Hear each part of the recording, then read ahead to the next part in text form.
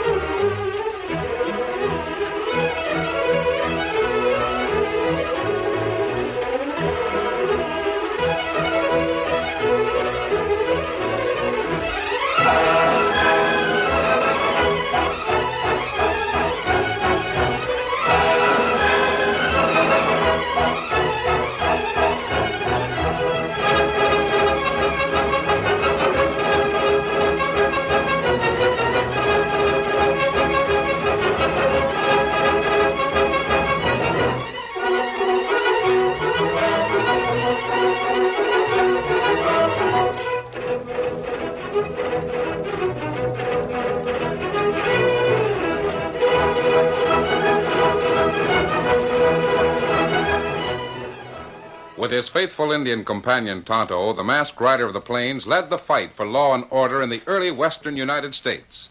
The stories of his strength and courage, his daring and resourcefulness have come down to us through the generations, and nowhere in the pages of history can one find a greater champion of justice.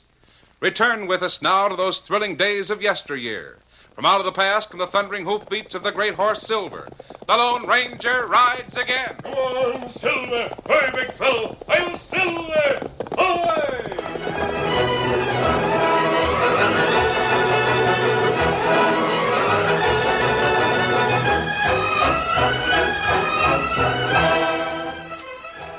Dan Reed was to meet Tonto in the Totem City Hotel. While waiting for his Indian friend, he sat in the lobby, talking to one of the strangest characters he'd ever known. The fellow was very small, barely 5 feet tall, and talked with the same nervous energy that characterized his every movement. He called himself Mainspring Charlie. Name comes from the profession. Jewelry is the trade, mainly clocks. That's my specialty, son. Clocks. Every man should have a specialty, I always say. Mine is clocks. Mainly loud ones. Well, do you sell 'em or repair 'em, Mr. Charlie? Just call me Mainspring. That's what everyone calls me. Known from here to the border. You mean the Mexican border? I mean all of 'em. Choose your border, and I'm known to there. Mexico, Canada, Atlantic, Pacific. Cover lots of ground, I do. But the past years, I've been specializing. Oh, you have? Shaw? Oh, no, you don't use it. Yes, I specialize, mainly the Indian country. Every man should specialize, I always say. Now, take me. I roamed far and wide and never made any money. Then I got to specializing. Selling clocks to redskins. Do they buy clocks? Like hotcakes, yes, sirree, bub. I'm getting rich off of them. I never knew that. Of course, the time don't mean nothing. They don't care, that's all they care. They think a good loud clock that whams out the hours is good medicine. I see. Now, where I get rich is in the service of the clocks. You see, the best of 'em runs only about a week or so. Then I've got to fix it so it'll run again. And redskins pay me a steady income for keeping the clocks running. What happens to 'em? Do they break down? Nope, run down. I never show the critters how to wind them up. You see, I specialize, and I'm getting rich at it. Excuse me, missed. I'm what you might call a professional clockwinder. That's why I'm called Mainspring. 8 o'clock. Oh, now there's a clock I want. That old grandpappy. I could get a steep price for that one. Old Sitting Bear would sure like it. Hey, Stearns! Howdy, Mainspring. Come over here a minute, will you? That's Jim Stearns. He owns this hotel. The answer's the same, Mainspring. That clock ain't for sale. Now, see here. You're broke and getting broker. You need cash, you need it bad. Now, why not let me have that big Who clock? says I need cash? I do. Well, I'll need it worse before I'll sell that clock. Is that all you come to town for? No, I'm here to meet Professor Broderick. Broderick, huh? Well, what about it? You don't act like it was a thing to do. Careful, Mainspring. Careful of what? Professor Broderick's playing with trouble. He's been digging for Indian relics in an old burying ground. Yes, and he doesn't seem to know the dangers. Shucks, there ain't none. No? Well, there's just so many dangers that I've got to ask him to get his relics out of this hotel. Now, don't say I didn't warn you. Golly. I don't like you. An ornery, worried old busted dog wheel. Danger is my eye. Where Broderick is digging, the tribe's been dead 1,000 years. That's why he's found stuff that's worth a fortune. Mainspring. Oh, it's good to see you. Well, Betty Broderick. Well, you've grown to a beautiful woman. Oh, how are you? Fine. Where's your dad? I come to meet him. He said you were coming. He's anxious to have your opinion of some ancient pottery and early metal he's uncovered. Well, sure be glad to see it. Oh, Dan, this is Betty Broderick, Professor's daughter. Dan Reed, Betty. How do you do? Are you here in town with Mainspring, Charlie? No, I came to the hotel to wait for a friend of mine. We just met here in the lobby and started talking, Betty. Oh, I see. I guess I didn't tell you, Dan. I made a special study of Indian relics. You did? Oh, yes. Mainly pottery and metal things. Dad always said you should have made a career of archaeology, Mainspring. You have a special knack for it. Yep. I always say a man should specialize. Well, where is the professor? Upstairs in his room.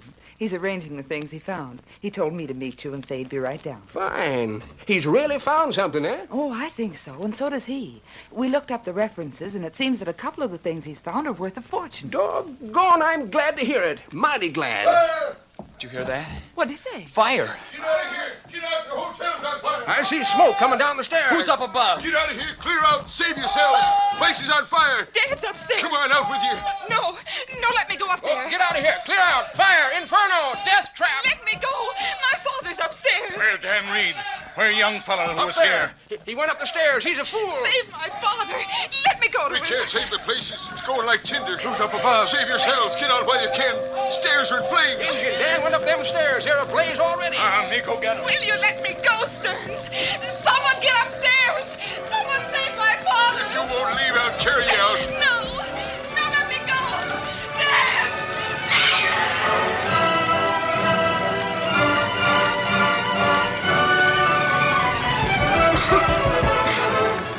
Broderick! Are you asleep? Broderick! Unlock this door! You get out of here. Tonto. Get out quick. They're already burned. There's a man in here, Tonto. I looked in the other rooms. This door's locked. You get out. Tonto, smash the door. I'll help. No time to talk. Hit it. Hit it again. Tonto, do it. Tonto, look. Back, Dan, back. Flame like furnace. It's worse in there. Worse than anywhere else. Back this way. We can't go in. No use go in. No one live in there. Fire the stairs. Look. Here, window. Stand back now. Here, Dan. Go out window. But Tonto, Professor Broderick. We can't help him. We go out now or we die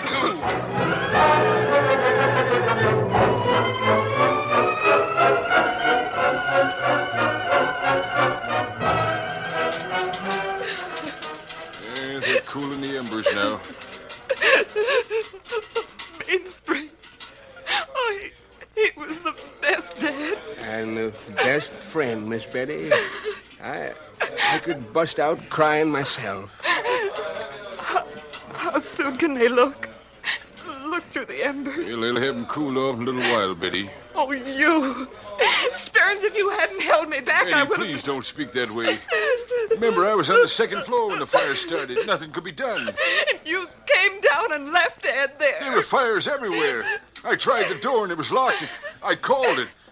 Then I had to get out. There couldn't have been fires everywhere. They don't start that way. They do, Betty, when they're started the way this one was.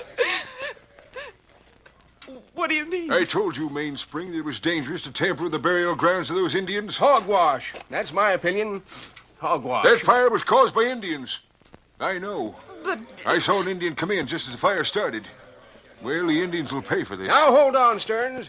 You start things with the Redskins, you'll have me again. Oh, is that so, Mainspring? Well, maybe you served as an agent for the Indians. You've dealt with them. Maybe you did. I did what? Well, it's certainly worth investigating. Meaning what? Meaning you might have been paid by the Indians to start that fire.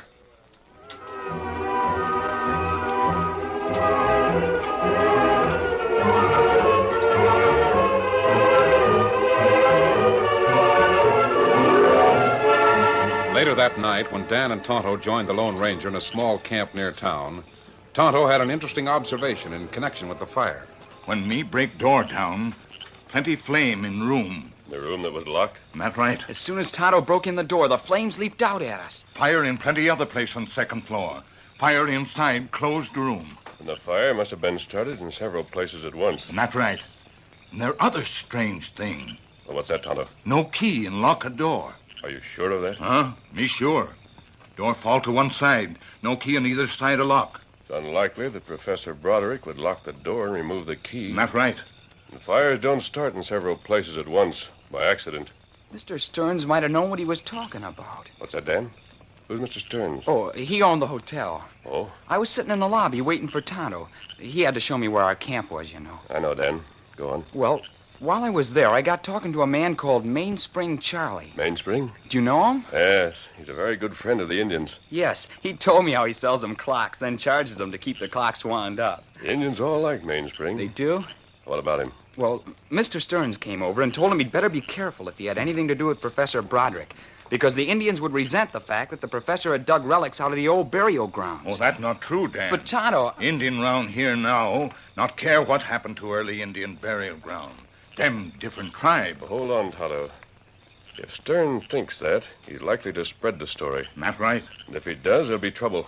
Plenty trouble. Come on, get your horses saddled up. Are we riding tonight? Right away. Here, Silver. Here, Scout. Come on, Victor. Steady there, boys. First one with horse saddled. Throw water on campfire, huh? The townspeople think the Indians burned that hotel. They'll rise up against them. Indian not burn it. Yes, that's the point. Steady there, Silver. The Indians won't stand for an attack. They'll fight back. War will break out all over again. No one knows how far it will spread. There, Silver. You're ready. Scout ready. Now me put water on fire. Really ready, Dan? Just 1 second. Just have to tighten this cinch. There. That does it. I'm ready. Come on, steady, big fella. Come on, Silver. Get on, Get Victor.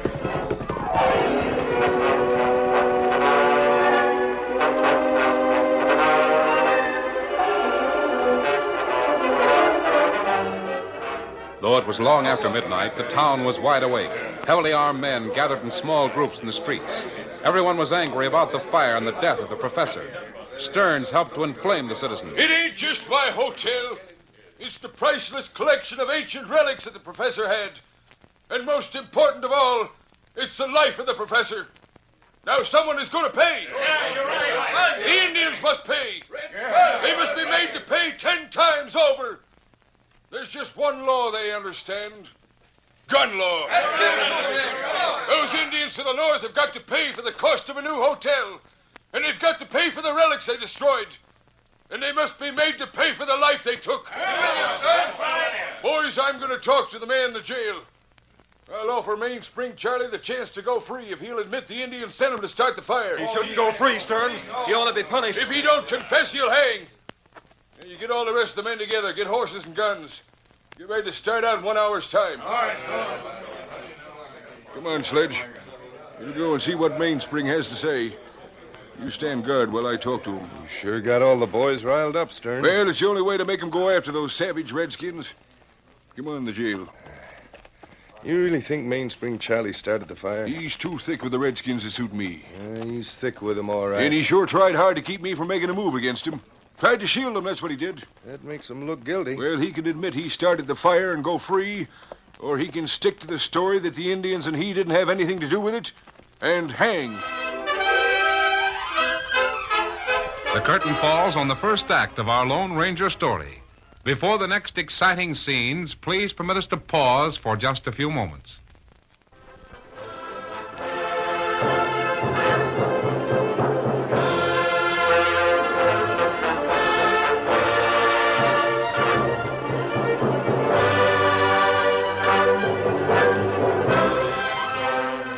Now to continue our story. Stearns arrived at the jail with the deputy, who stayed outside to stand guard, while the hotel keeper went inside to talk to Mainspring Charlie. It's the most outlandish thing I ever heard of, Stearns. What have you got against me, anyway? All I want from you, Mainspring, is the truth. I gave it to you. I specialize in telling the truth. I don't know how the fire started. I know how it started. I'm not asking that. I saw it at the start. I saw waste paper burning in a dozen different places on the second floor. Well, I wasn't near the second floor. Not near it. Never went beyond the lobby. Not that anyone knows about. But you were on the second floor. You just said so. Maybe you started it yourself, for all I know. You think I'd burn down my own hotel? You'd do anything if there was a way to benefit by it. Maybe so, but there certainly is no benefit in burning down a hotel. I'm wiped out clean. Now, look here, Mainspring. Let me out of this jail. You've got no right to keep me here. We all know the Indians were back of the fire. They wanted to get Professor Broderick. That's a downright lie. Out and out untrue. Maybe the Indians didn't do it themselves. Maybe someone did it for them. Maybe they paid for the job. Now, you're close to the Indians. Yes, I specialize in them. I know them better than anyone. That's just the point. You do business with them. You bet I do. Now, if you'll confess that they hired you to do the job, we'll let you go. We'll make them pay for the damages. Bring back the professor's life, I suppose. You'll make him give back the father of that fine girl. Well, at least they'll be made to pay. Well, they didn't hire me. Oh, come, Mainspring. You don't want to hang, do you? I tell you, they... Sign the confession. And I'll not only let you go free, but I'll let you take your wagon and team and all your stock and trade from the stable along with you. But if you're going to be stubborn... You'll persuade the boys to hang me, huh? Well, they won't need persuasion. No, I expect not. I heard you riling them up. Riling men up. That's your specialty. Mainly lynch mobs. What do you say? I still say you're wrong. What's more, if you attack the Indians, you might get more than you bargained for. I'll take a chance on the Indians. Hey, look out that window. Someone's got my wagon and team. Stop him. Bring him back here. Hey, you! Come back with my wagon. That's filled with clocks. Hey, it's Indian. I see him in a torchlight. Get him. He's robbing me. Stand still. Mask. Come on, Mainspring. You, of all people. All right, Tonto has your wagon. This is the last shred of proof against you, Mainspring. Now we know you're guilty. Hurry, Mainspring. Men are coming on the run. Don't try it, Stearns. We'll get you for this. We'll get you and Mainspring and every last one of those savage redskins. Hogwash. Stearns, now you're up again the Lone Ranger. Come back here. Come back. Lock him in my cell. This way. Someone saw me rope the guard. He spread the alarm. Everyone in town's after me. This way, the rear door. Tonto's taking your wagon. I saw him. You'll ride his horse. Out this door. Hurry, they're coming. That horse, Mainspring. Steady, Scout. I'm ready. Stand where you are. We fire. On your way, Dan. Steady, big fella. Come on, Mainspring. Come on, Victor. I'm with you. Come on, Silver. Get up. Get up.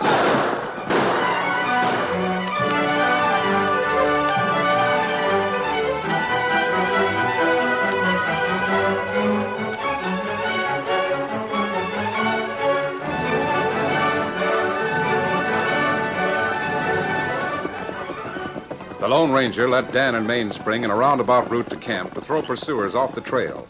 When they finally arrived in the woodland clearing, Tonto was there ahead of them with Mainspring's horses and wagon. Oh, Silver, boy. Steady, big fella. You'll be safe for the time being, Mainspring. I've got to see if my clocks are all right. Ornery buzzard Stearns had the wagon in the stable. Like as not, he robbed me. Specialty of his. Let me inside that wagon. I've got a lantern in there. Tonto, you'll have to ride for the county seat. The deputy in Totem City is weak. He start right away? Yes, you'd better. Deputy's sledge is dominated by Stearns. Tell the sheriff just what happened. He and his men can get to Totem City in time. They might prevent the attack on the Indians. Me go now. The rest of us will try to postpone the attack. Get him up, Scout. Say, look what I found. What's the matter with Mainspring? What is it? Stick your head in the wagon. Look what's here. Old Indian vases and other relics. Where'd those come from? They weren't here earlier when I put my wagon in Stern's saddle shed. This is the stuff Professor Broderick dug up. Are you sure? Oh, I know relics. It's a specialty of mine. These were supposed to have burned up in the fire or got busted or something. Who put them there? Have you any idea? My guess would be that someone put them here to frame me. The one that tried to say I started the fire. Stearns? Right. Yes, this would be evidence against me. He could say I stole this stuff, then started the fire to cover the robbery. Maybe you're right, Mainspring. Hold on now. What is it? Don't seem that Broderick would have the valuable things tossed in a box like this. Wait just a minute. Let me look these things over. Are you looking for anything in particular? I'm looking for the priceless things. The rare articles that the professor found. And they ain't here. Are you sure? You bet I'm sure. Now, Broderick wouldn't send for me to look at this stuff. Oh, where is the valuable stuff? Probably taken by the man who put those things in your wagon. Yes, sirree, I'd bet on it. Look here. Betty Broderick could tell what's missing. The daughter? Yeah, Where's she? with Widow Markheim at the edge of town. By darn, there's a new slant to the fire. Would the missing articles be valuable enough to cause arson and murder? They sure would. Valuable enough for Stearns to sacrifice his hotel? Oh, that place weren't worth anything. It needed too much fixing. Hey, that's the answer. What? That's why he wanted to blame the fire and murder on Redskins. He wanted to collect from them. Wanted to make them pay for the hotel. Why, he'd win both ways. Get a new hotel and get the relics. Come on, Mainspring. You too, Dan. Yes, sir. Where to? Mainspring, you're going to persuade Betty Broderick to help us. I'm with you. Just a minute, Lyon. Hitch your horse so as I can ride. Can you ride it bareback? To get the one that killed Broderick, I can ride a razorback.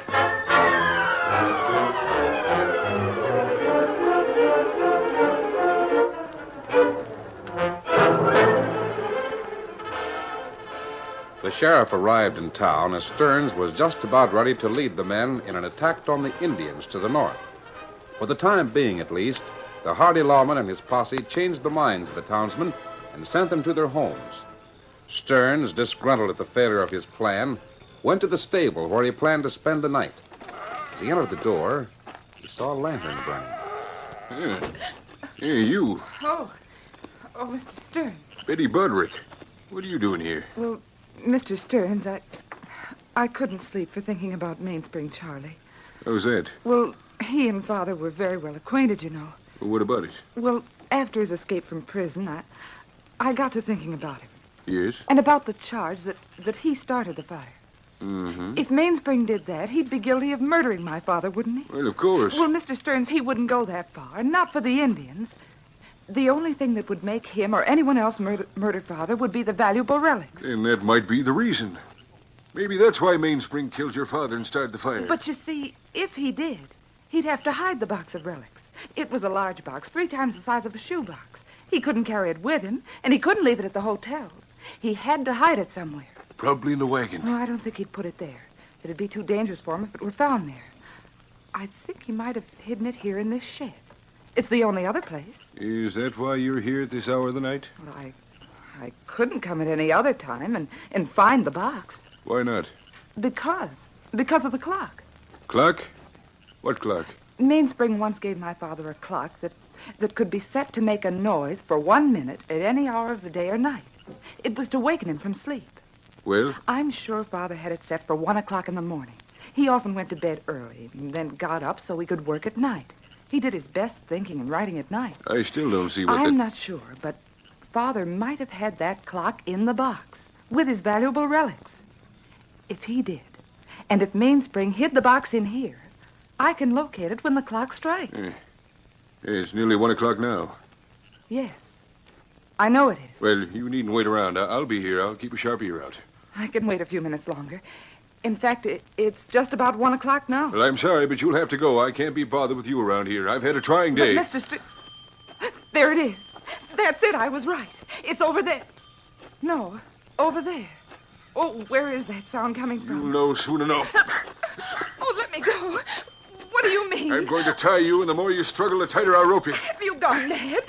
Let me go, you beast. Let me go. There. It'll hold you. You could have kept out of this and saved your neck. Now you'll have to share your father's fate. What do you mean? There'll be a fire in this place. This time you'll be the one that's trapped. I've gone too far to get those relics. Let a girl like you keep me from having them. You killed my father. Yes, I killed your father and I fired the hotel. And I'll do the same with the shed. As soon as I shut off that confounded clock. If it hadn't been for your smart ideas, you'd been all right. So that's where you hid the things you stole. Where is that clock? Right here, you murdering buzzard. What? I'll shut her off. You. Don't draw. The masked man. We're all here, Stearns. The sheriff. You tricked me. Oh, you bet we did, you dirty murderer. Thanks for showing the hiding place, Stern. You won't get me alive. Hey, who drilled his leg? He had to be stopped, Mainspring. He was heading for the door. Well, I'll put a bracelet on him. Then he can be carried through the door. Miss Betty, you free now. Dan's waiting outside, Tonto. Mainspring will take over. Me help Sheriff carry Crook outside. Grab his shoulders, Tonto. You got him. Yeah, if it hadn't been for that fool and his clocks... Oh, I'd save be- your breath, Stern. Well, Miss Betty.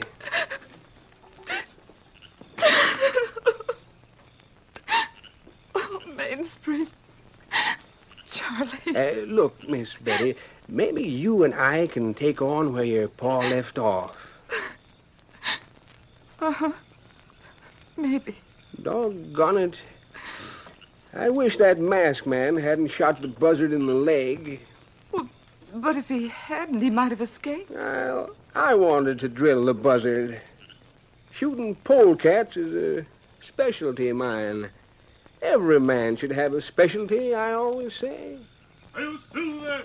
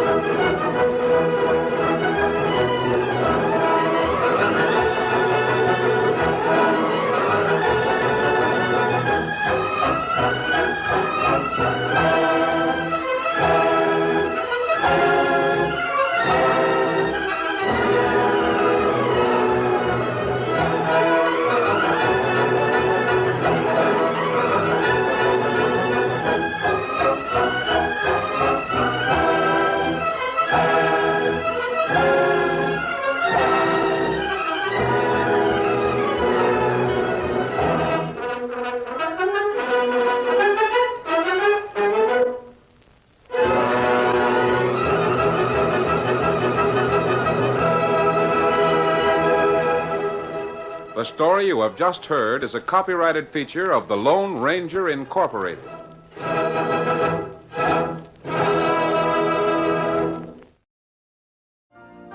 You've been listening to the OTR Gold Network. Find more classic radio at otrgold.com.